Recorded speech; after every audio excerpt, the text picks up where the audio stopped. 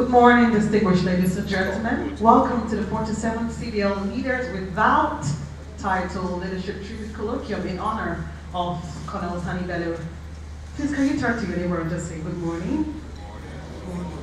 Such a beautiful thing to be alive. My name is Winifred Mbasi, and I'm your host for this event. Please, a round of applause for me. All right, before we proceed, can we all rise for the national anthem?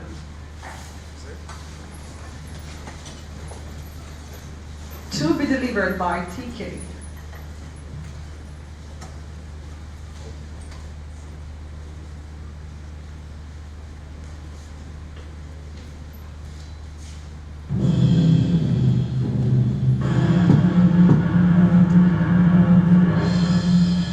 Arise, O compatriots, Nigeria's call be to serve out the land with love and strength and faith. The labor of our heroes past shall never be in vain. To serve with heart and mind, one nation born in freedom, peace and unity. One nation born in freedom, peace and unity.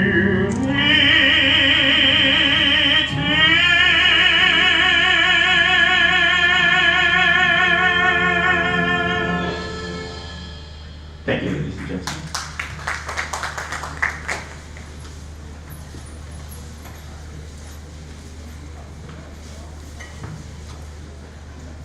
Thank you, Tiki. That will be an updated version of the national anthem. Please put your hands together one more time for him. Okay. In the words of Albert Einstein, try not to be a successful person, but a person of value. And today we have all come from far and near to celebrate one man who has left an indelible mark that would forever stay. For the sake of posterity, he would not be forgotten. Ladies and gentlemen, please help me celebrate Colonel Bello Sani one more time. A man who has impacted the nation through service. You can do better than that. Please, can you go up to the high table? Please keep clapping, it's very heavy.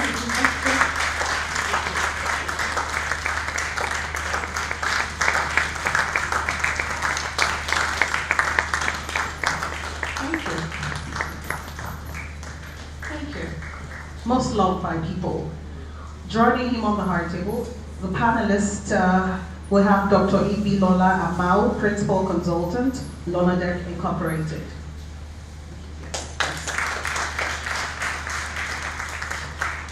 We also have Dr. A.I. Layonu, represented by Mr. Tola Oshobi, SAN, SAN.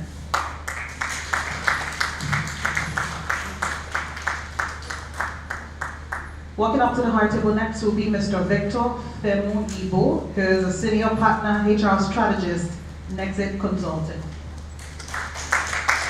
Very much welcome, sir.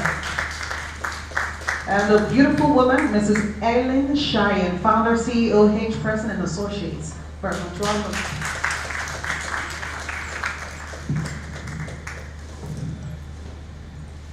I'm the moderator of the panel session, Dr. Austin Weze, Faculty, Pan Atlantic University, Lagos, Nigeria.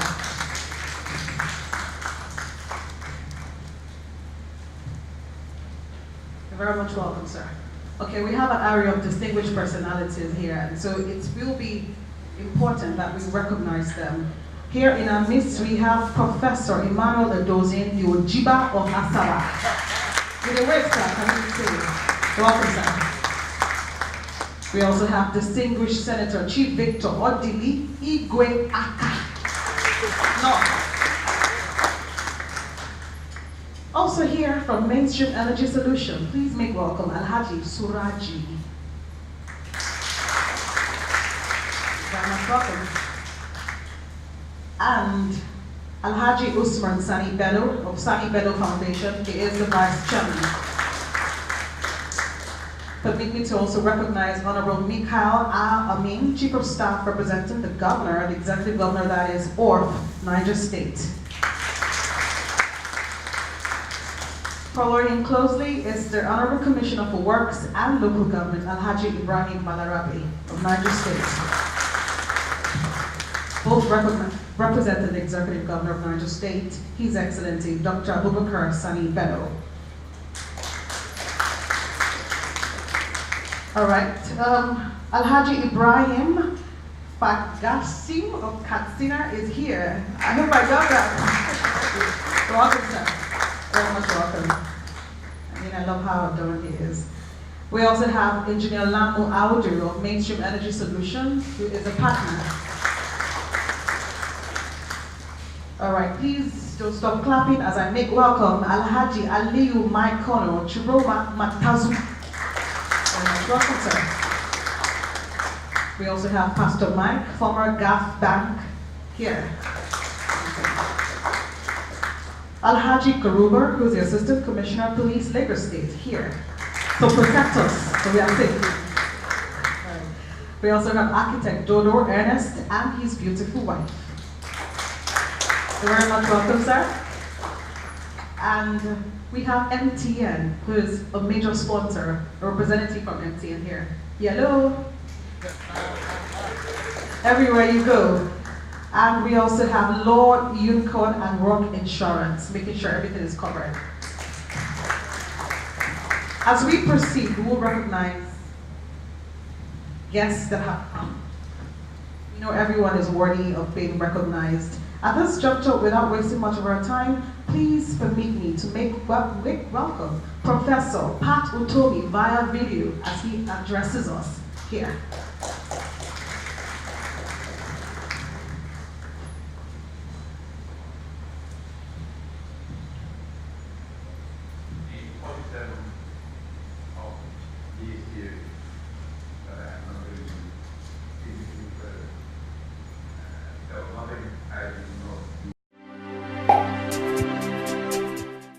I feel a great sense of loss.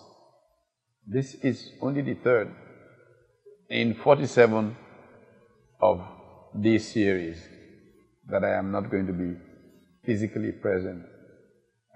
There was nothing I did not do to juggle my schedule such that I would be present to moderate this, particularly because I am a great admirer of Colonel Sani Bello, who I've had the good fortune of knowing for decades now. And secondly, because the subject is of such importance given the world that we live in today, a world in which change is not just something that we live with but have to manage with dexterity. It's happening at the pace, at the speed of thought, literally speaking. And as we enter the fourth industrial revolution, change is central to how we act. And people are going to be in careers different from the ones that they were trained in or for. And so the topic came straight from my own heart. I wanted a subject engaged, and Colonel Sani Bello, retired, provided a good vehicle for it. Let me begin by making the point of this series again. Why do we have the Leader Without Title Tribute Colloquium? Years ago, I became enamored of certain thoughts about leadership. And one important thinking on leadership that affected me, that impacted me, was that offered by the Canadian Robin Sharma, that focuses on the leader who had no title. It was particularly interesting for me because our culture, public culture in Nigeria, is very, very much authority focused. In recent times, there's been a lot of discussion of authority. Authority, which is essentially formal power deriving from position. And we find that the world is not getting moved forward so much by position as it is being moved forward by people who lead even when they don't have the title.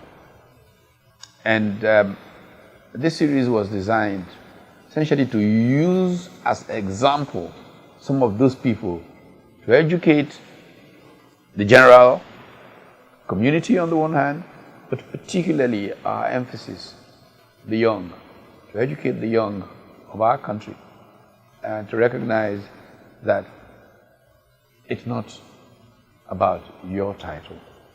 I was speaking recently at a convocation of the Pan-Atlantic University, which flows from the Lagos Business School, where I had a pioneering role. And I was saying to these first undergraduates, first degree graduates of the university, that they are entering a world in which the reason they are in school is to learn. Because what you learn will then become what makes it possible for you to survive in the world, not to put you in some tunnel because you studied accountancy all your life, you're doing accounting. It is just learning to learn, which will prepare you to be able to change roles and be effective and adapting in this changing world. We cannot be people of the new age if we are not able to adapt and move on and change. And so trying to educate a generation of Nigerians about how important this is critical to the work that we do in seeing a new generation of leaders emerge. And for me, one of the people that I admire very much in terms of his ability to have transited from his role as a soldier into a world of diplomacy, into a world of enterprise, is Colonel Sani Bello. And he's done it with such dignity. And so I personally was trying to find him so that we could use him as a vehicle to discuss this subject matter. And I'm glad that we have succeeded in doing this.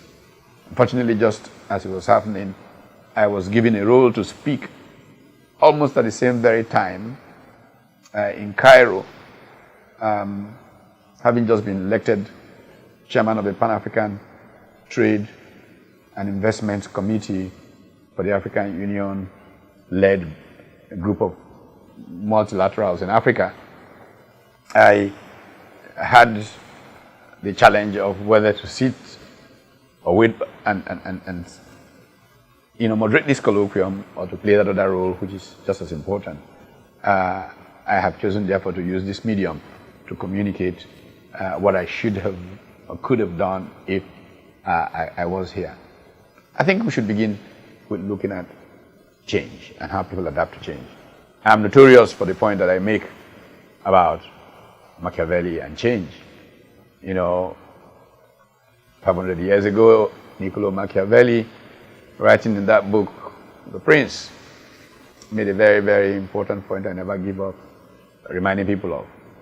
Which is that nothing is more difficult to bring about than a new order of things.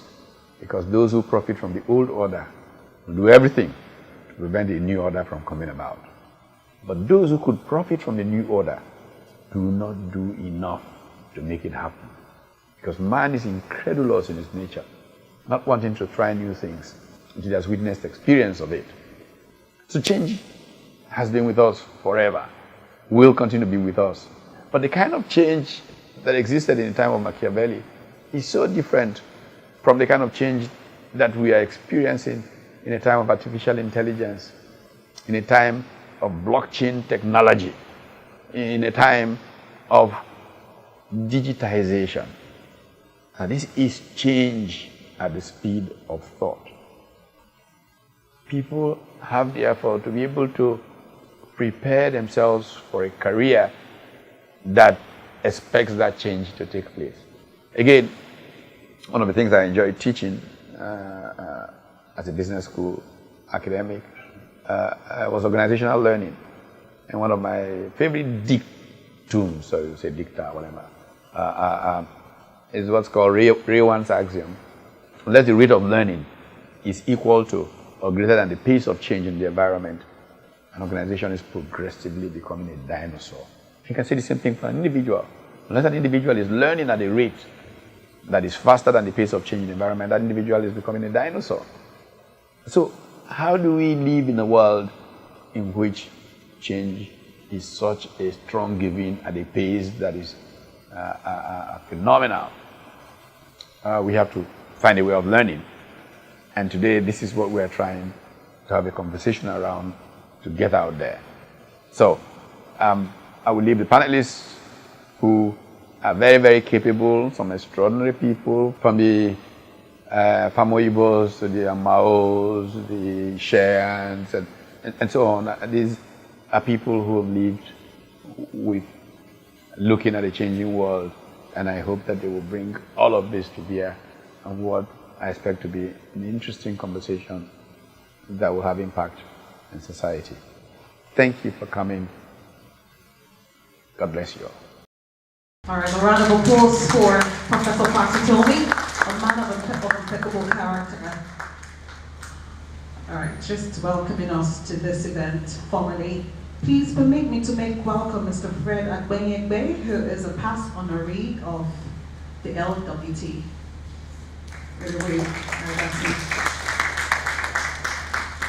All our dreams can come alive if we have the courage to pursue them. Walt Disney. And this man I'm about to introduce is one who's got the courage. But will Nigerians support that courage? I hope we will. Mr. Ahmed Buhari, presidential aspirant, is in the building. Please, make him feel welcome. He's the presidential flag bearer of Sustainable National Party. The man, Colonel Sani Bello. Who is he? Born on the 27th of November 1942 in Kontagora, Niger State. Colonel Sani Bello, retired, attended Central Primary School, Kontagora, from 1950 to 1956. He proceeded to Bida Government College from 1957 to 1962. Among his classmates were General Babangida, Abdul Salam Abubakar, Duba, General Gado Nsako, General Sani Sam, Emir of Zuru, and late General M.J. Vatsa. In December 1962, he was admitted into the Nigerian Military Training College and trained as an officer cadet. As luck would have it, he was one of the officer cadets selected for further training at the Royal Military Academy, Sandhurst, in September 1963, and graduated as second lieutenant in July 1965. After his training, he took on many responsibilities in the military. These include 1st Battalion Enugu, infantry officer as platoon commander, military assistant to General David Ejor, retired, military governor, Midwestern State, ADC to the first military head of state and supreme commander of the armed forces, General Aguiyi Ironsi, training officer, 6th Battalion Ikeja, 1967, company commander, Bonny Sector, during the Civil War, and ended up as a sector commander in the war before his injury in December 1967. Battalion Commander, 81 Division, Kaduna, February to July 1975.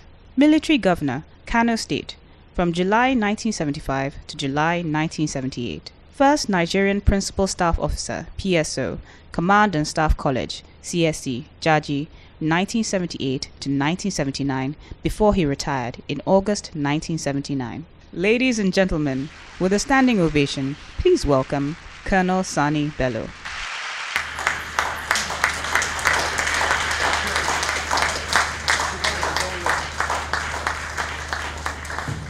We're celebrating SAR today, and always we celebrate your service to humanity, the public sector, and how you've impacted lives positively. One more time, please celebrating and have your feet. All right, we also have here Colonel Peters Ayegbeni, retired. Colonel Peters Ayegbeni, retired, is in the building. Very much welcome, sir. Moving forward, about time we move to the colloquium, and we have a panel. A panel that is made up of distinguished, in all ramifications, personalities who, their resume is so strong, almost intimidated, if not intimidated. Firstly, we have Mr. Victor. Mr. Victor studied sociology at the University of Benin from 1976 to 1979, obtained a master's degree in public administration from the University of Lagos and later a degree in law from the same university. Was called to the Nigerian bar in 1996. For want of time, I can go through the profile. You can have it, your brochure, and you read it. Please put your hands together for Mr. Victor Famingo, Senior Partner, HR Strategist, Nevis Consultant. Next, we have Mrs. Aileen Sheehan, Founder, CEO, H Person Associate. She is a specialist in Treasury, Risk and Human Resource Management. She has an MBA in Finance and Investment from the George Washington University, DC, and a BSc Economics with a second-class offer from the University of Ife, Ile-Ife. Please put your hands together for Mrs. Aileen. Following next, we have Mr. Tola Oshobi San, who is representing Dr. A.I. Laurinu San, who is a principal partner at Biodon Laurinu & Co. Tola is the head of the firm's litigation group and a senior advocate of Nigeria. He has been very active in litigation practice since his admission to the bar and has acted as counsel in a number of arbitral and other alternative dispute resolution proceedings, and also heads the firm taxation group and provides general legal services to clients in Nigeria and abroad. Please put your hands together for him. Following next, we have Dr. Ibilola Amau, who is the principal consultant, Lonadec Incorporated. She's a certified, in 2015, certified company established in 1991. Lonadec Incorporated has deployed engineering and information technology solutions, consultancy, and local content advisory services, training, and human capital development initiatives. Please, you can celebrate her one more time. And the moderator for this panel is no other than the one and only Dr. Dr. Austin Weze from the faculty Pan African University. He started out as an entrepreneur in 1990 after a brief stint with New Breed and the President magazine. For almost a decade, he published Successful People magazine, the first Nigerian magazine focused on the promotion of entrepreneurship. For words of time, I can't go further, but you know he's such a distinguished personality. Please put your hands together for him as I hand over officially this bill.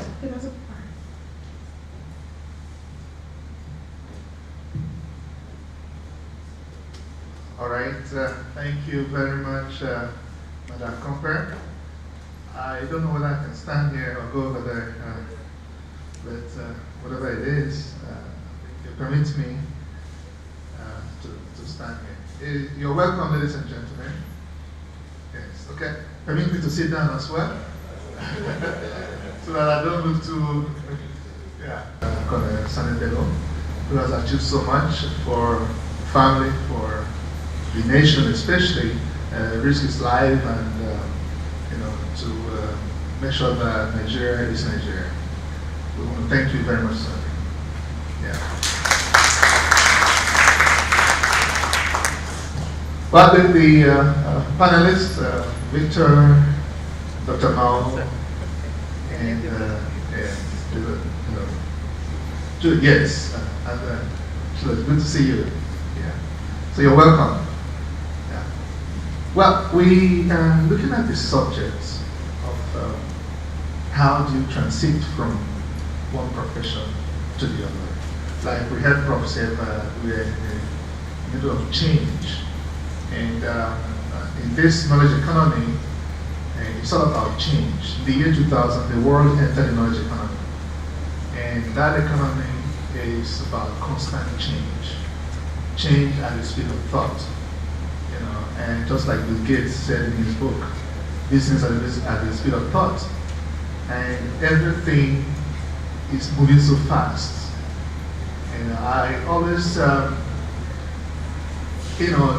discuss this period we're in, as a a father and a husband who had been in labor room several times and witnessed the birth of children. And I remember when I was born, it took me about 2 months before my eyes could open. But being in the labor room watching my children pop out, you know, it's like when they come out, they're almost telling me, "Hello, Daddy." You know, so everything is changing so fast, and managers are thinking on their feet, you know, and no time for, you know, and you have information overload, yeah, and all these things changes are happening. How do we cope with this? In the past, there are few professions that we're aware of them.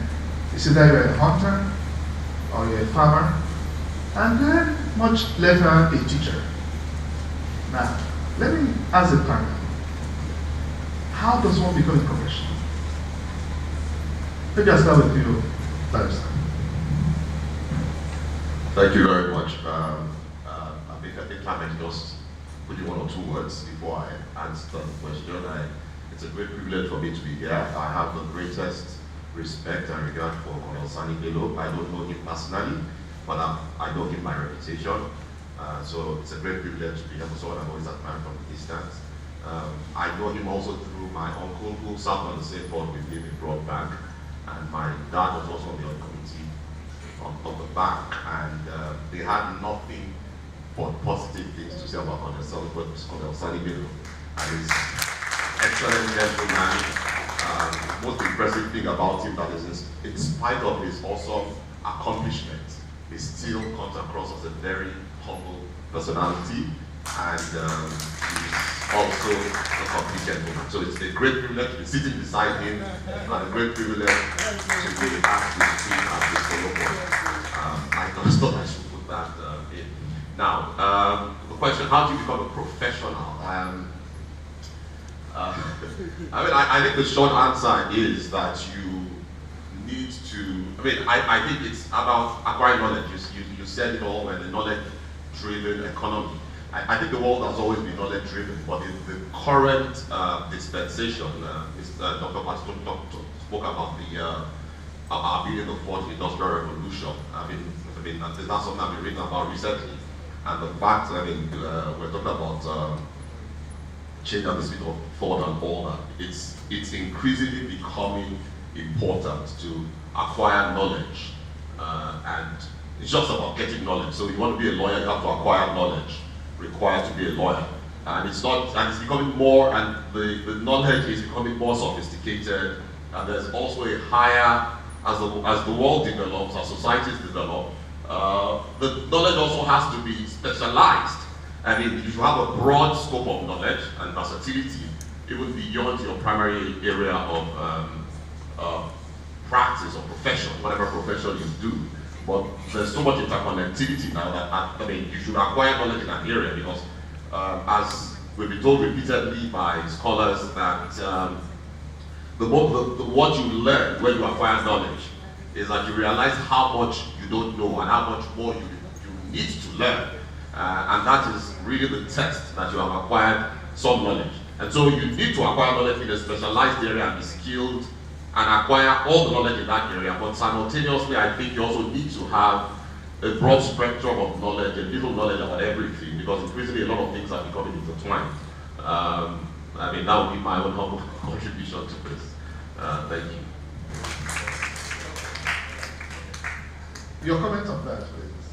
How does one become a professional? Ladies and gentlemen, it gives me great honor to be on the high table with Colonel Sani Bello. I am very honored to be on the same table with him. My late father was in the 3rd Marine Commando. At the same time, he was in the 3rd Marine Commando and was the first controller of works in Niger State, and His Royal Highness Engineer Adebayo Idowu Onodeko. So it's quite sobering for me to be on the same high table with him.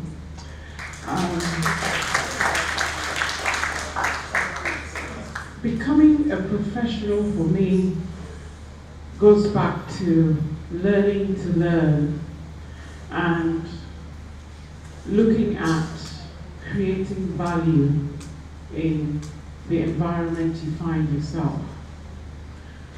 Moving from one career to another is an indication that you are a strategic thinker, which comes with military training. A strategic thinker sees opportunities where others see issues, challenges, and problems. And that is a military training. And today I have moved from being a civil and structural engineer into an advocate of local content, and now an HR specialist in engineering, technology, and innovation, serving the energy, power, infrastructure, and oil and gas industries.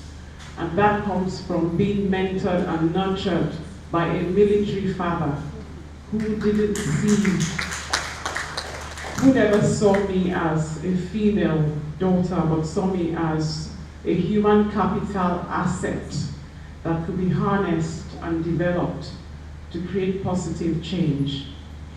So becoming a professional is appreciating the fact that your education, your experience, and your expertise has to be translated into an asset that creates value in the environment you find yourself.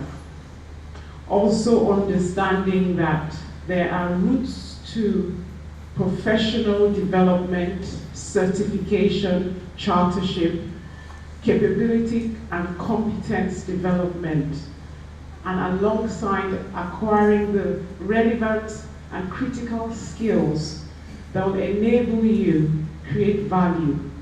So it saddens me in an environment like Nigeria, where we are blessed with human, natural, and mineral resources, and we have not been able to translate that into tangible assets that create jobs and wealth for Nigerians en masse. Nigeria is currently suffering today because of lack of professional ethics. Without professional ethics, we will not get the quality of leaders that can drive this nation and make this nation what it is capable of becoming. We currently run a feudal system where a minority dominate the majority, the rich dominate the poor. If we address the area of investing in education and empowering the masses, and making Nigerians, 180 million of us, value creators, we will begin to create the kind of environments that each and every one of us here would love to see. So I'd like to encourage everyone here today to go out and try and encourage everyone, your female and male proteges, to look at developing themselves to become professionals and leaders who would make Nigeria a great nation. Thank you very much. Thank you very much, Dr. Mao, for that intervention. Yeah, Victor, your comment, please. Thank you very much, Mr. Moderator. Again, let me join my other colleagues in acknowledging, good morning everybody, in acknowledging the life, the career, the accomplishment of the man for whom we are today gathered, the man we're celebrating today, a senior citizen of this country, Colonel Sani Bello.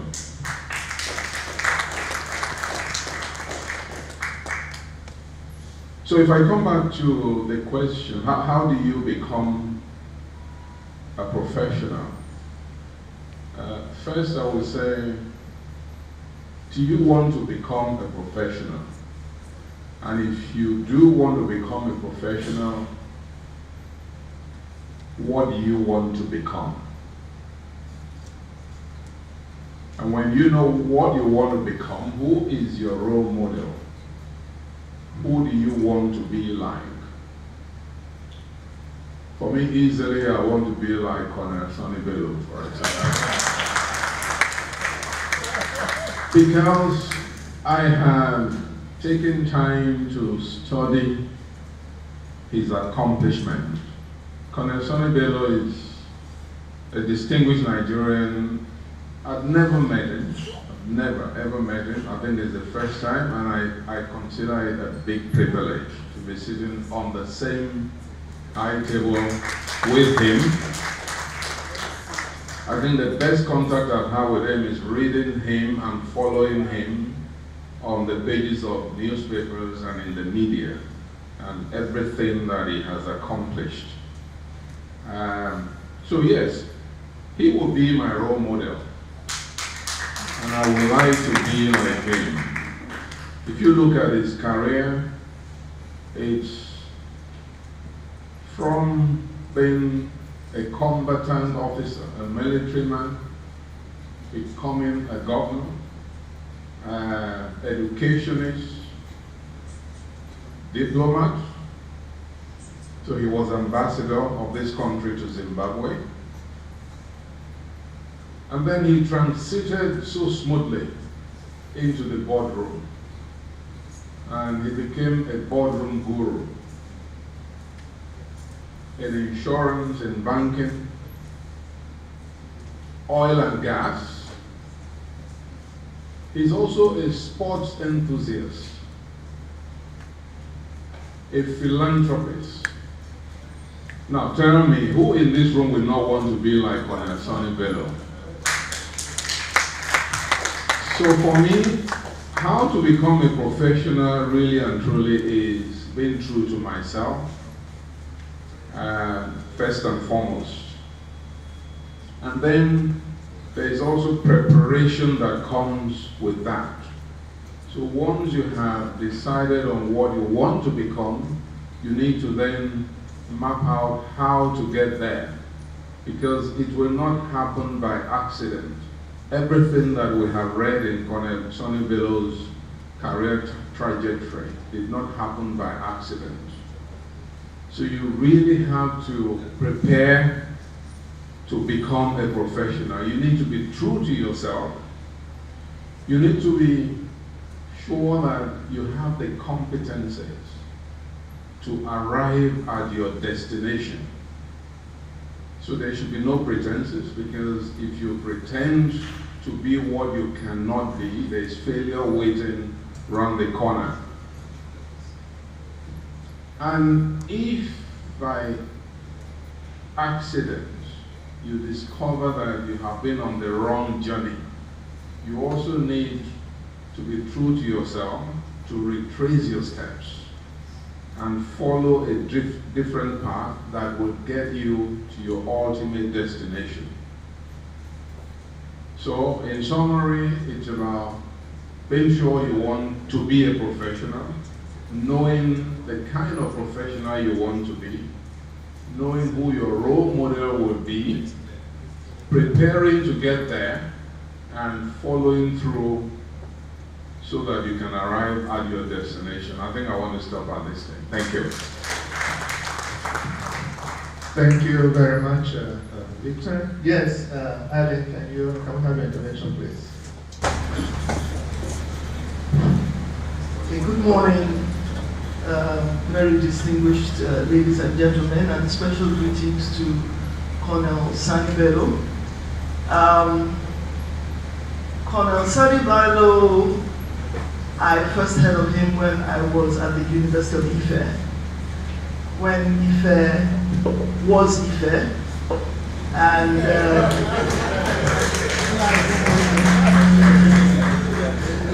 so you see that I refused to change the name of the school I went to. And I remember very vividly, remember that the atmosphere then was university students virtually determined the direction of things in the system.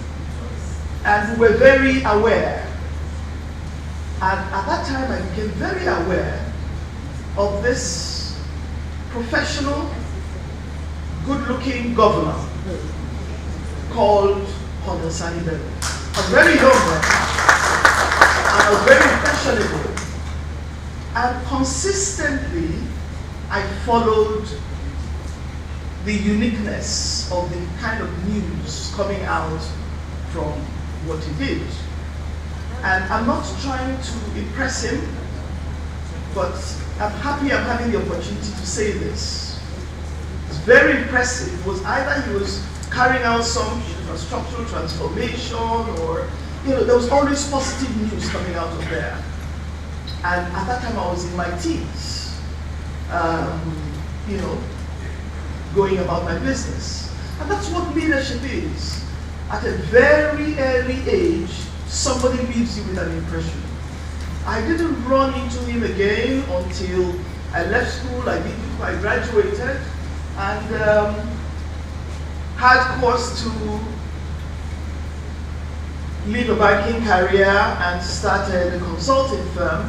And we had to do work for a bank called Broadbank.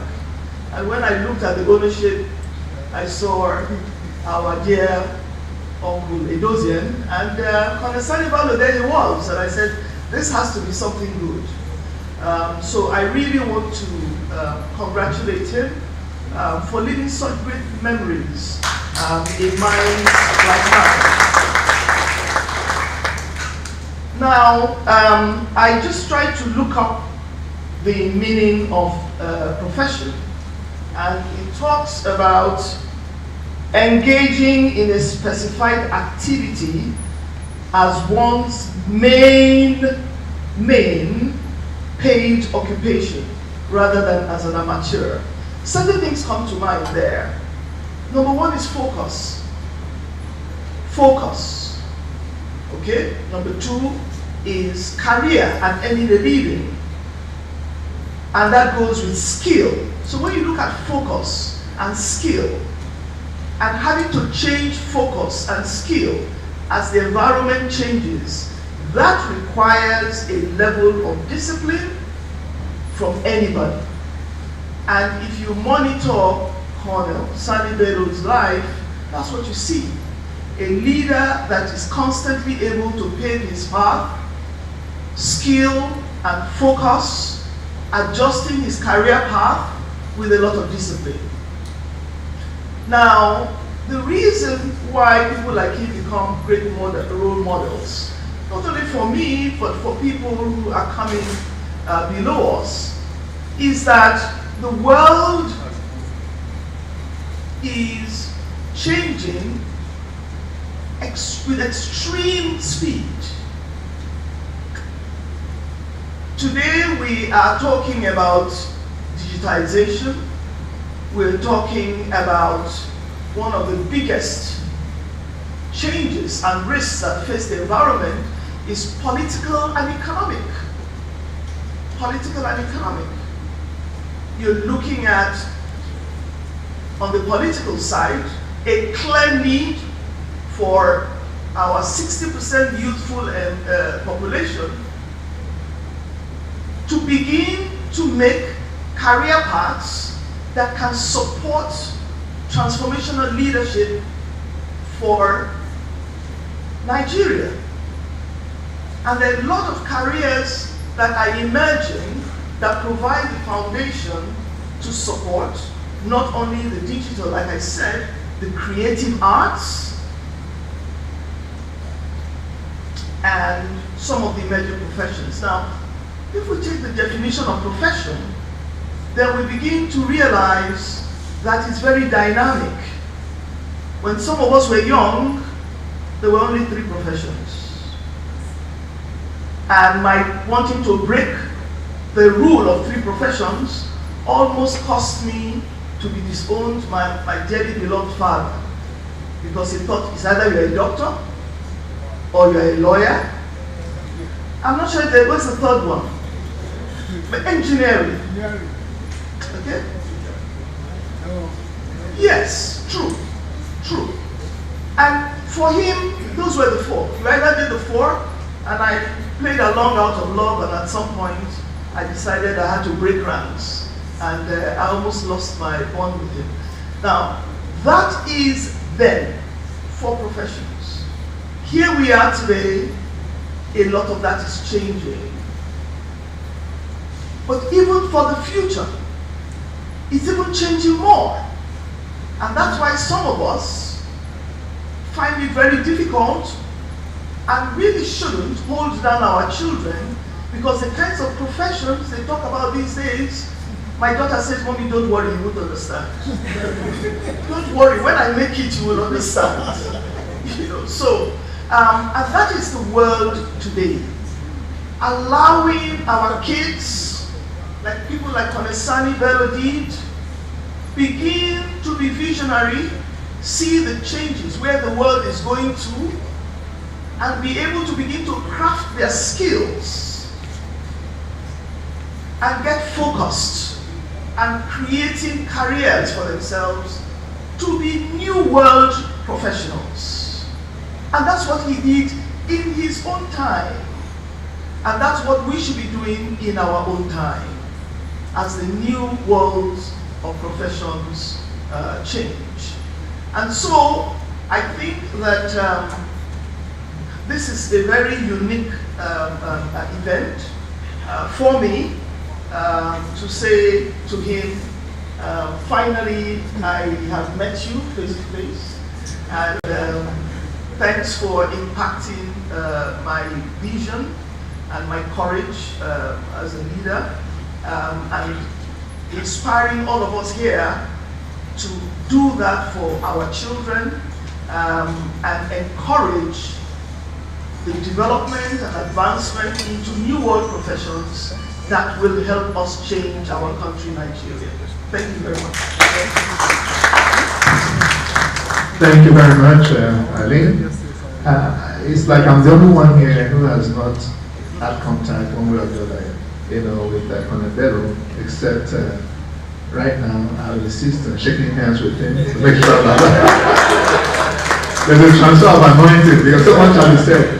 And sir, you don't know something about mentors and mentorship.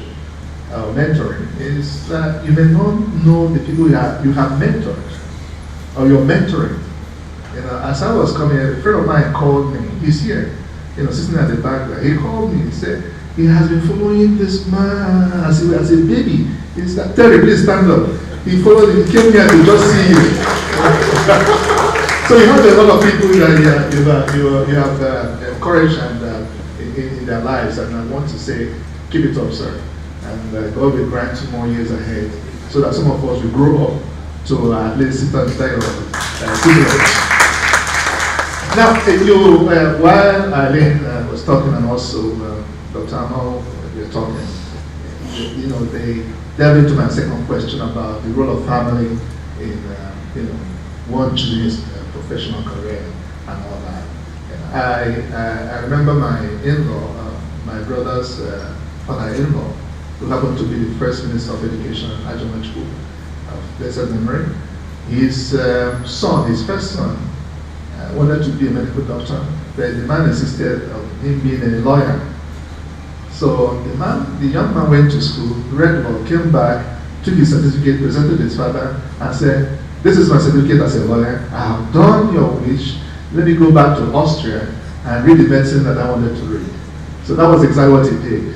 So, ladies and gentlemen, what role, again, you have mentioned part of it, but Victor, as a father, did you have any role in choosing your children's career? Thank you. I think, by and large, those from our generation have made that mistake of believing that we can be a big influence and insisting on the career path our kids should follow. And you are absolutely right. I think much of the time, these children, yes, they go to the university to read that discipline for us, knowing fully well that this is just to fulfill all righteousness. This is what my father would like me to be, but this is not exactly what I would like to be. And that's why you will find that from statistics, about 50 to 60% of university graduates end up not using what they studied at school. So they come out, and that is when they start to look at the world of work with a different pair of lenses, to then say, how do I want to pick my tent? What do I want to become? That is how come you find kids who have read veterinary medicine and they become bankers. Medical doctors end up in consulting, and many examples. I mean, I've recruited in my previous life PhD holders who end up coming to sell in the market because that is their passion. So really and truly, career choice should be more about passion. How can this child turn his passion to a vocation? Because if you have passion for something, it is more sustainable. It will last almost in perpetuity.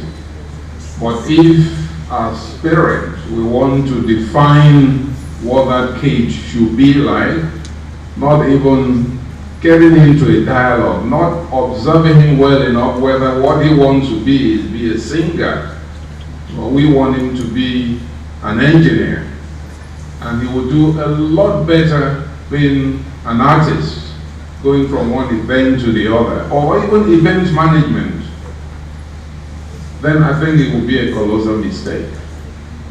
Fortunately, Colonel Sani Bello, I'm sure, did not have any of such parental intervention, and maybe that's why his career came out very successfully. Congratulations, sir. All right. Let me also get Tola Oshodi SAN, comment on that. I think my intervention will be slightly different. I think the popular attitude is to completely jettison parental intervention. Whilst I agree to a large extent with what Mr. Fabio has just said, I think parents, in fact, are parents. They are meant to guide. And it's not all the time that parental intervention is wrong or negative. It's not all the time. I think absolutely parents should not completely impose on the children, but I think they should guide. Even in more developed countries, and even here, we have a profession. Since we're talking about professions, called guidance counseling, and people actually go and train to become guidance counselors. And there are courses in university where you can have a degree, masters, and all that in guidance counseling. And the whole essence of it, we don't have enough of that in Nigeria. In some schools, primary, secondary, even university, you have the opportunity to interface with a guidance counselor, and it helps you not ultimately to impose a career choice on you, but to help you reason through it, almost like a shrink or a psychologist when you're having issues, and then you go and see a psychologist, and he allows you to talk and interact with you, and ultimately assist you to resolve whatever emotional, psychological, or mental issues you have. And so I don't think we should completely and totally jettison parental guidance. And I also think, I think children can sometimes be strong-headed and insistent that they want to do this, but sometimes the parents also, who has studied the child for many years, knows where the child's strength is, knows the child's character, knows his disposition and all that. So I think the balance should be struck somewhere. The children are often more in touch with evolving trends. They are more informed in this information age. They're on social media, they get all kinds of things. And yeah, so I think you should strike a balance somewhere. I also think the very important part, which is not really a problem in Nigeria, because, okay, parental, they say parents have a role, of course, in supporting and encouraging their children, also in funding their education. I think that's an important role in the role the parents have in assisting the child to actualize his career objective. Maybe the reason why the parents also insist sometimes, they say he who pays the piper dictates the tune.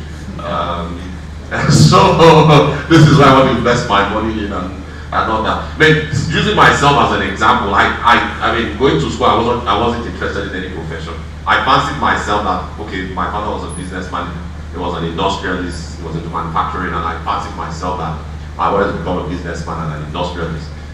Maybe I didn't, I mean, looking back, I'm now thinking maybe I'm not sure I have the character and the natural gifts to become one. But my idea was I wanted to study history. Growing up, history is not popular. People have this attitude that if you study history because you can't study law or you can't study any other course. But that was my passion. That was the only thing I wanted to study, and I loved the course. But it was not a professional course, and which didn't matter to me because I thought I fancied myself as a businessman. I'll leave university, I'll become a businessman, and then I can go and study for a master's and a PhD in history on the side, just for my own pleasure. But I studied law because of my father's intervention. He put a lot of pressure on me. I wasn't happy then. Even up to the time I was in law school, my attitude was, I'm only going to get a law degree. And after that, I'll go and look for something else to do. It was only in my law school towards the end, and I said, okay, I've put in 5 years with the school closures, maybe about 7 years to become a lawyer. Maybe I just do the shop for 1 or 2 years and see how it feels. And even then, I didn't want to become a litigator. I wanted to do solicitor's practice, transactions, because I felt I didn't have natural disposition. I was a very shy person growing up. I wasn't gifted in public speaking and all that. And I didn't want to go to court. I didn't want to do litigation. But when I joined a law firm, I mean, as a junior at the law firm, you don't get to choose what you do. You do what you are told to do. Yes, you can argue with your parents, but you can't really argue very much with your employer. So I had to do what I was told, and I had to face my fears, the fears of public speaking, the fears of, and I eventually overcame it. And I discovered today, if you ask me, as doing litigation and commercial practice, I prefer litigation. And I've done it all my life for almost 4 years now, and it's I'm happy, I'm satisfied with it. But if my father didn't put that pressure on me, I'm not saying it's right all the time. I'm just saying that we can't just just say, well, anything your parents say regarding your profession should be brushed aside. Sometimes I think you should strike a balance in this thing. I think I've spoken a bit too much once. Thank you. You know, listening to you, I feel much better. I can forgive myself right now because I'm guilty of that too. My last boy is doing law at the universities, and I forced him to. He wanted to be a fashion model. I said, which university offers this course? If you do law, law allows you to, and his mother is a lawyer. And if you do law, law allows you the flexibility of doing so many things. So why don't you, even up to now, I'm cajoling him, you know, and you say, make I do this course. I say, yes, not me, keep on. So he said, after graduation, just give him my degree and then go and become a fashion model. I said, thank you very much. You know, so it's good, you know, these interventions, we are learning every day, and it's important that we guide our children where to go. That then reminds me, the school system, what role is the school system? You know, does it promote or encourage one to, or provide us the opportunity of really becoming what we want to become? Dr. I think the federal government of Nigeria needs to take affirmative action of increasing the percentage of its budget in education. It's really sad that most Nigerians cannot find the quality of education required locally, and quite a lot of people are paying the very high price of sending their children abroad or to other African countries to get a good degree. I think looking at the educational system, we cannot limit education to being in either technical, non-technical, or commercial. So it's usually science, arts, or commercial. We need to change that. There's a wide spectrum of options, and we need to look at technical education, vocational education, and professional education. The British government, our colonial masters, left us with the blue collar and the white collar opportunity. And since 1960, for a resource-blessed nation, we haven't actually sat down to change the fundamentals of our educational system to suit moving us from a third world country into a first world nation. We really need to look at emphasizing investment in science, technology, engineering, and maths, because processing raw materials and mineral resources into finished products that will actually aid job and wealth creation locally is a huge gap that we need to fill. We need to diversify the economy from its dependency on oil and gas, for example, and begin to look at agriculture and allied industries. And I'd like to see more teacher training colleges. I mean, come on, the best brains should be in teacher training, and with the best salaries should be paid to lecturers if we really, really want to optimize our resources in Nigeria. It's garbage in, garbage out. If we don't look at the Malaysian or Singaporean model, where the best brains are used to develop talent, mentor and coach the young budding professionals, we're not going to get to where we really want to as a nation. So we also need to look at leadership development. We do not have a meritocratic system in Nigeria today that turns up leaders like Colonel Sani Bello.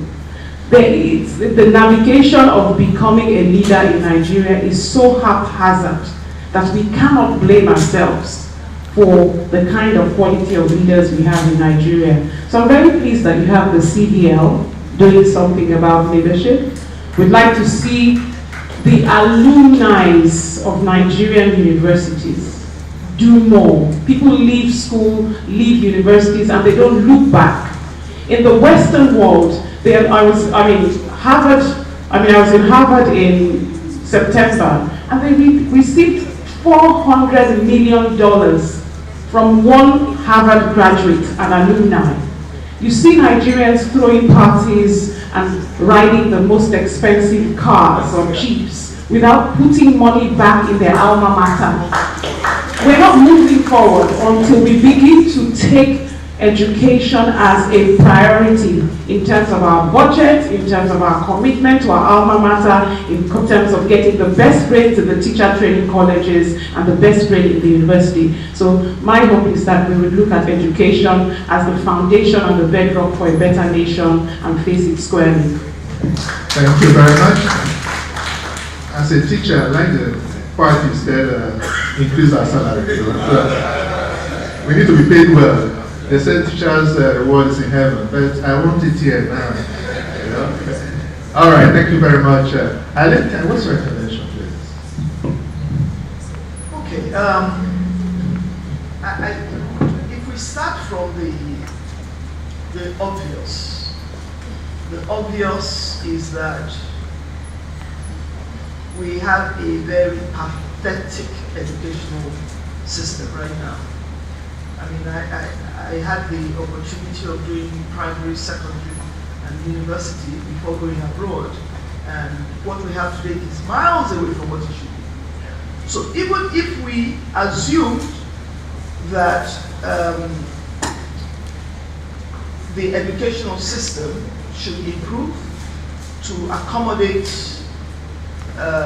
providing that platform that guides and molds children into appropriate professions and career paths. I think we're a long way from expecting much from our education system.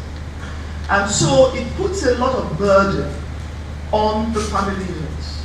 So that takes us back to the previous conversation about the family units. And so I think that for now and for some time to come, the family unit will still need to provide that very strong role in terms of guidance, but not enforcement. I think that's the difference.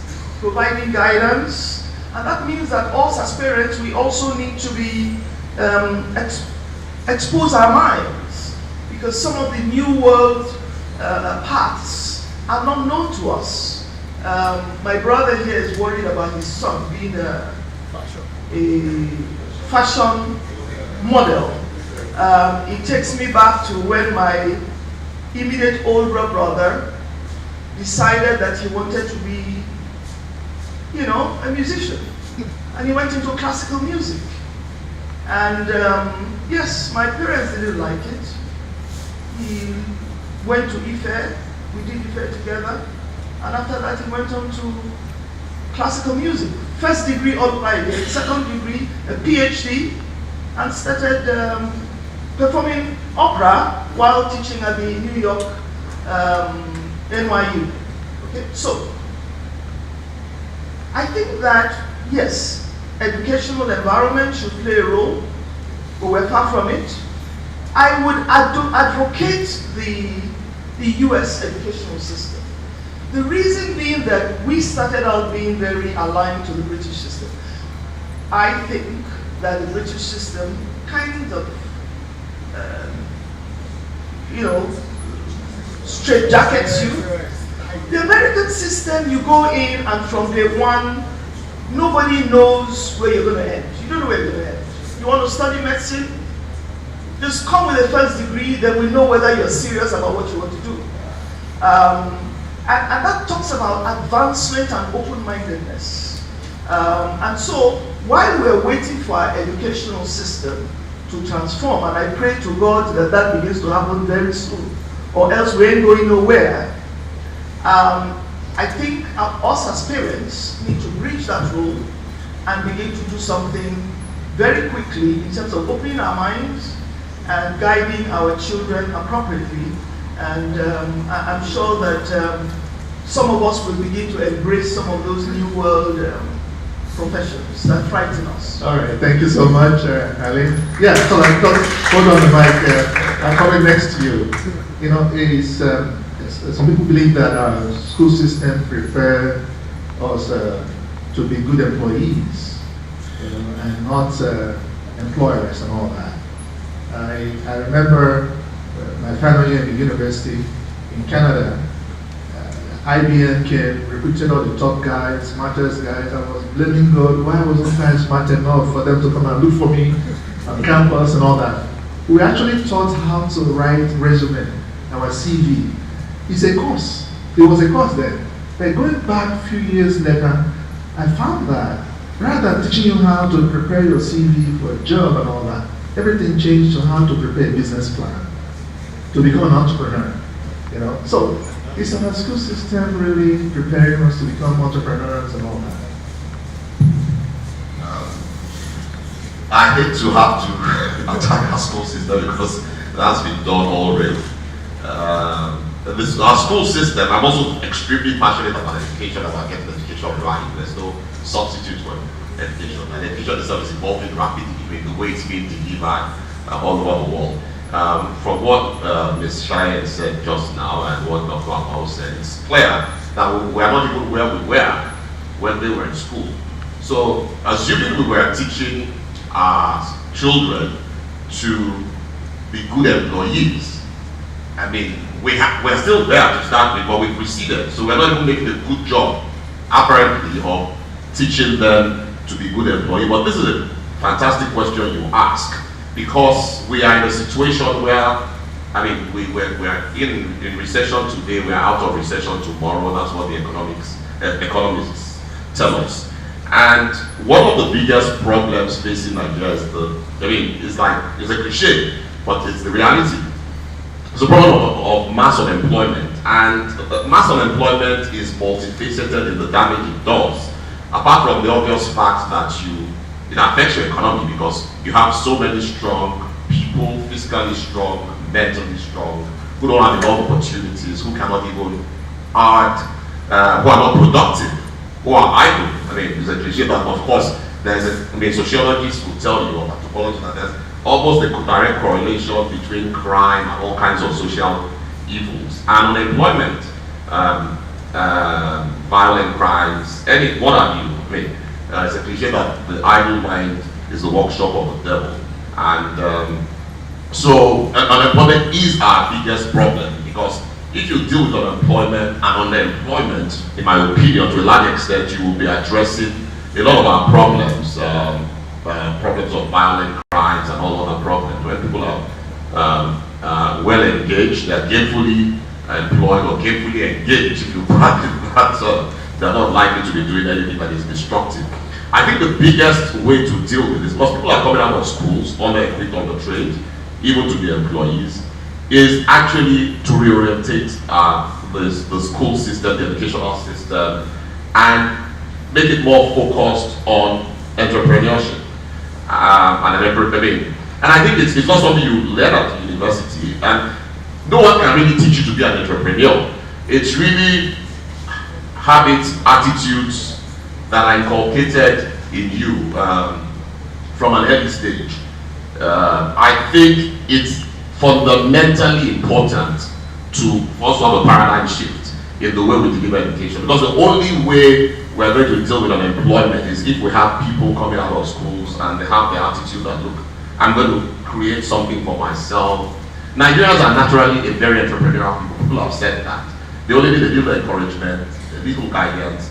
We spoke speaking about guidance counseling. I think every school should have a professional, secondary, primary, and university, and there should be periodic and continuous sustained engagements with your guidance counselor throughout your career. Because I'm sure that everyone has gone through 1,001 professions they want to go through when they graduate, but ultimately they have to teach. So I think it's important, but I think you can't second-guess entrepreneurship, because I think that's the only practical way we can deal with this monster of unemployment in Nigeria. I think that is, something has to be done in that regard. Ms. Shine spoke about the American educational system, which is, in my opinion, is actually the best educational system in the world, and the ratings show it. It's a very functional system of education, and it's more focused, particularly some institution, on releasing the mind of the student, not so much training and put a lot of information. It's also multidisciplinary in many places, and it actually it prepares you for the real world. There's a lot of engagements with people in the real world and all that. So I think we should actually look at that. That is one way to start dealing with the problem. All right, thank you very much. Victor, let me come to you. You're trained as a lawyer and also so many other things. And now you're a HR strategist, human resources strategist. How did you make the transition? How did you manage the transition from law to what you're doing currently?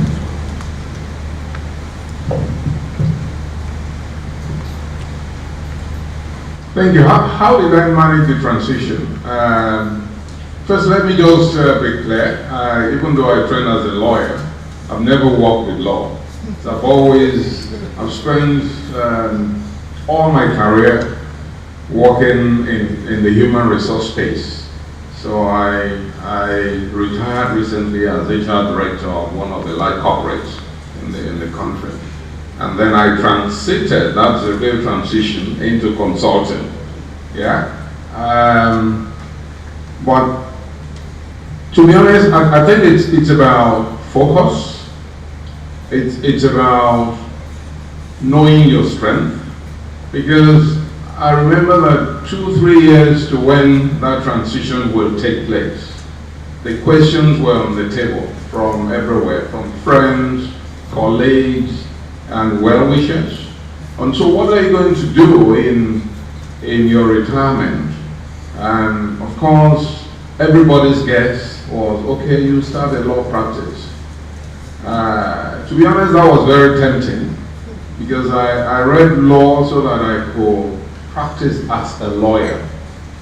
But I got deeper and deeper into human resource, working with people, looking for talents, working on talents, preparing them for the world of work, which is a very interesting area in this country, because I had done a massive recruitment back in the days, looking for fresh university graduates, greenhorn, because that was our preferred option, bringing people who don't have a baggage, whom you can then install your own DNA And lo and behold, we found that many of our graduates are not prepared for the world of work.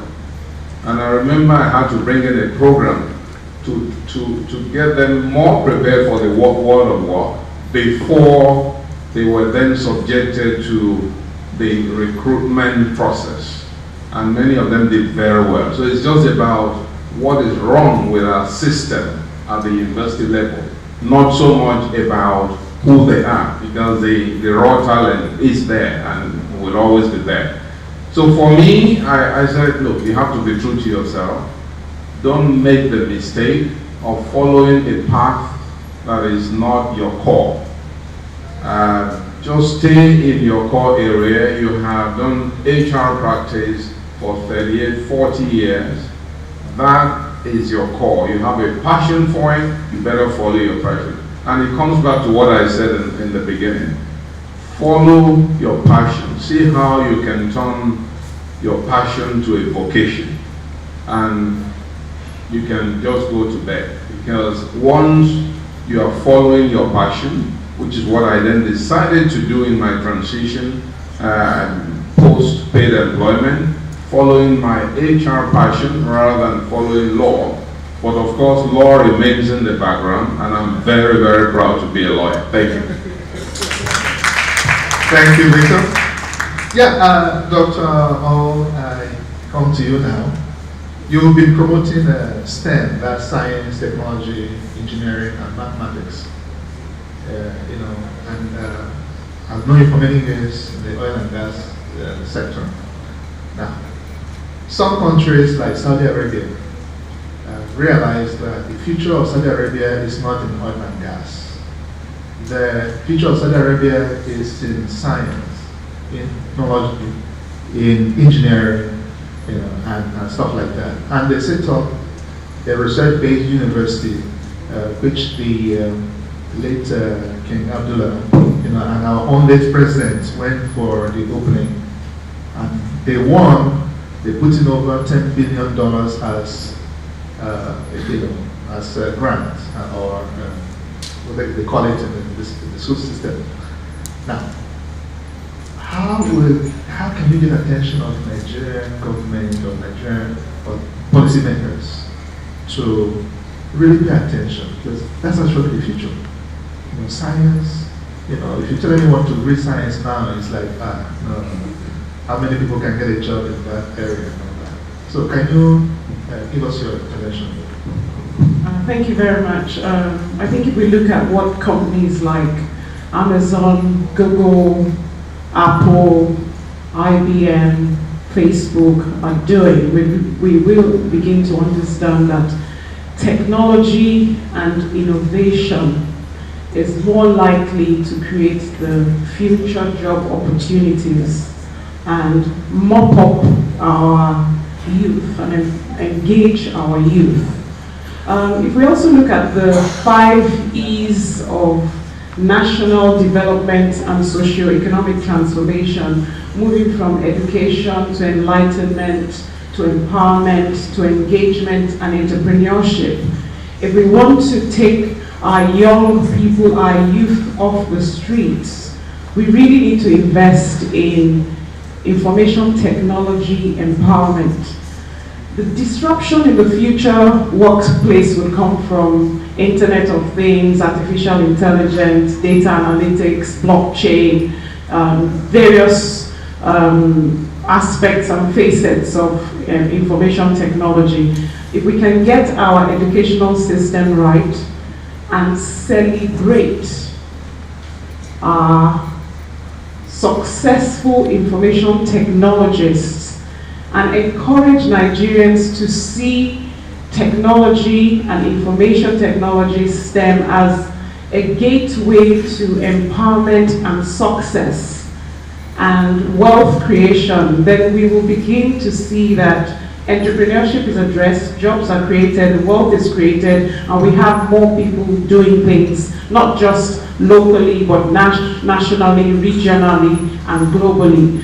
So I'd like to see a situation whereby Ministry of Education, Ministry of Science and Technology, Ministry of Youth Empowerment, collapse their silos and sit down in one room and decide that they should put some of their budgets into developing centers of excellence in all the geopolitical zones in Nigeria and mop up the idle young people on the streets and empower them to unleash their potential and begin to create value for Nigeria as a country. Thank you. Thank you very much.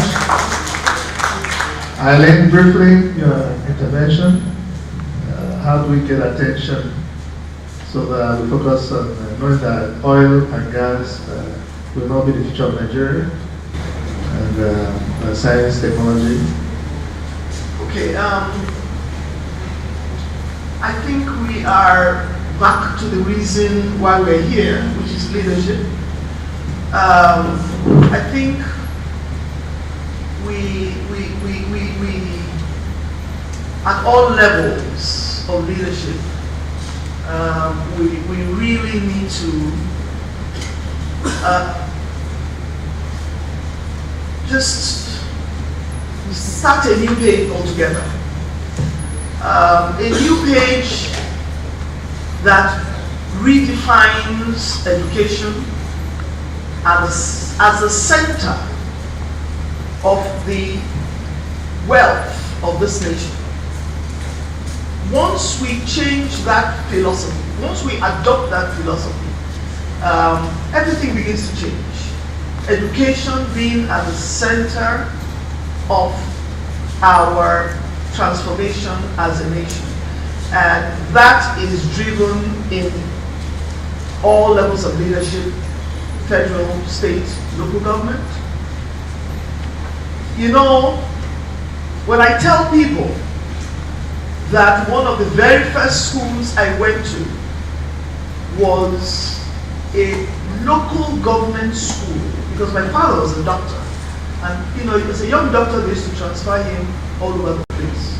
It was a local government school because he was transferred to a town called Lwt.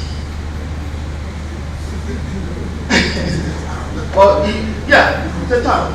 Or, you know, a rural label, yes. But you know, that was my first school. It was called Omodewa LA School. It was a solid, gave me the foundation. My primary one was there. And so that takes us to taking this educational philosophy and drilling it down to the grassroots. Not sitting in Abuja and we're just, you know, just constantly throwing up well wings. And I think we just need to clean that slate and just start a brand new page. And that's going to make a big change to his big issue of unemployment, which is tied to careers, which is tied to digital professions, which is tied to knowledge, counseling, and so the environment begins to incubate great Nigerians, great professionals, and a great country. Thank you. Thank you very much. Yeah, Victor, coming back to you, you know, and that would be the final question I have for the panel. You know, some people, you know, some countries, they are saying that, look, the brain drain issue. In 2007, there was a report that said that about 800 medical doctors left the shores of Nigeria to either Canada or US or, you know, UK or Europe. And we are some brain drain. India had the same brain drain issue, but India has been able to reverse it to brain gain. You know.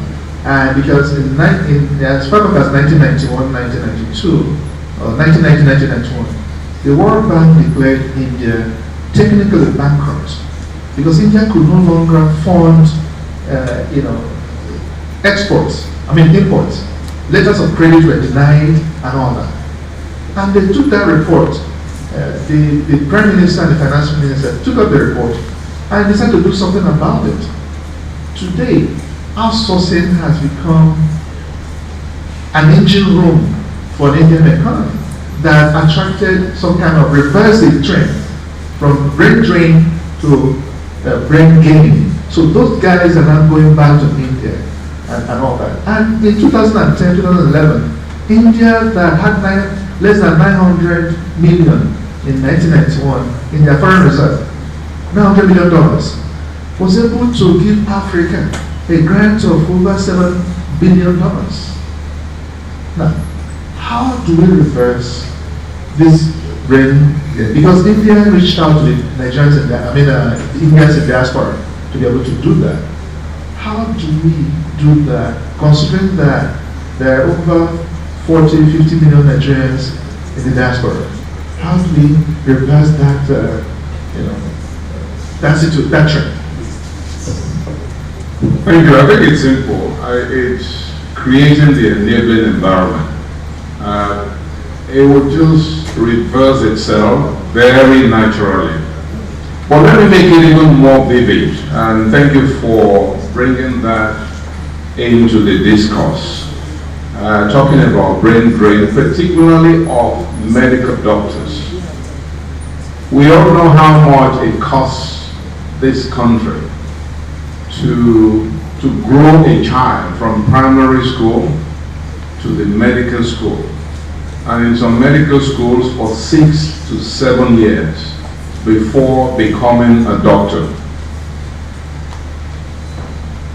I never knew that the issue around brain drain of doctors was so bad until a few years ago that I was visiting a nephew of mine, also a doctor, who had graduated from the medical school in Ibadan and had brain drained to the US and had gone through all the exams very speedily. I mean, good brains come from this country, as you can imagine. He didn't take any of the papers twice, and in a jiffy he had qualified as a consultant. And it was the occasion of his daughter's christening, and of course I flew in there just to be part of the family. And he invited a few of his classmates from the medical school Ibadan, who were also there, and we were talking over dinner. And I said, wow, so how come you are so many here? And my nephew said to me, uncle, do you want to know how many of my classmates, I mean the ones we graduated together, are in this country? And he said about 2/3 of them. This was about 4 or 5 years ago. So meaning that this country spends so much money to develop and train and prepare medical doctors for another country to use, all for nothing. So that brings it out even more vividly. I felt very sad. But on the other hand, why do you want to be sad? I think the India situation someday will get back to us, where put your people out there, because it's a global workspace you have now. Someday the natural flow will be back home. So apart from, they're sending money back home, but someday I believe that will happen. And I'm saying this so confidently, also because of the experiences I've had in my career as HR director. Because for all the 10 years that I was looking after HR for the organization, one of the things that I did was to always recruit young Nigerian graduates from the diaspora. So there was this job fair in the UK, in London to be specific, that we visited once a year. Year 1, year 2, year 3.